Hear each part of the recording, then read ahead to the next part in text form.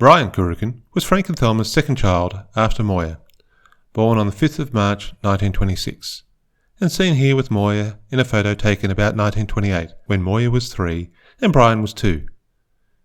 Sadly, Brian died as a child just before Anne was born.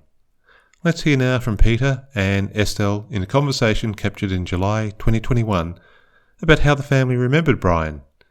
As you will hear, only Peter was alive at the same time as Brian, but even so, he was far too young to have any direct recollection.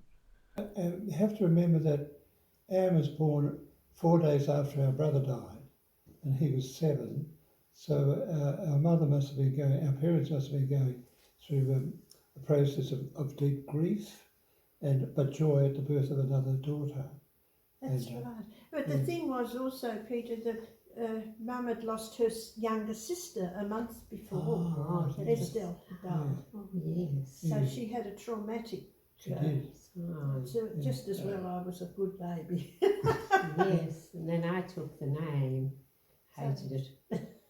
Was he ever spoken of afterwards? Was he part of? Was he yeah. referred? We Remember? had the photo up in the lounge room. And he was called Little Brian. Yes, It's a very special photo. It was A beautiful photo. yeah, it had a special frame because he's dominated that room. And was a little Brian prayed for us every night. Every night Little we prayed to Brian. him, We prayed for St. Rock to keep us healthy, and little Brian prayed for us. Little Brian. That's it. And Brian had been sick.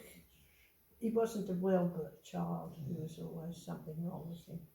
And he was very delicate. Delicate, yeah. Yes. Mum blamed herself for his condition because she was so anxious and worried having a baby so quick after the first child, because he was born in March and Moya had been born at the end of January, and March 12 months later young Brian was born. So Mum said that she was always anxious about how she could cope with a baby so soon again, and also what would people say. That's right. Yes. Having a baby so quickly. Yes. But after he was so unsettled, she made a promise to herself that if she ever was expecting another child, she would keep calm. And she said when Gavin was born, she didn't even know he was in the house. Oh, he was He was so good. calm, so good. Yeah. Oh, isn't that lovely? In 2003, as part of a video project for Anne's 70th birthday, Bernie McGee met with Moya and captured some of her memories of family life. Moya would have been about 8 at the time that Brian died in 1933. While the sound and video quality is not great, here we can hear the memories and the sadness of Brian's death.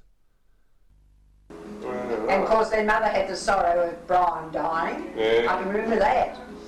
Dad had just come home from the children's hospital, and then Auntie Kath came up and knocked on the window late in the night. They were in bed, Mum and Dad, and I can remember hearing the knock, and that was, we didn't have the phone on.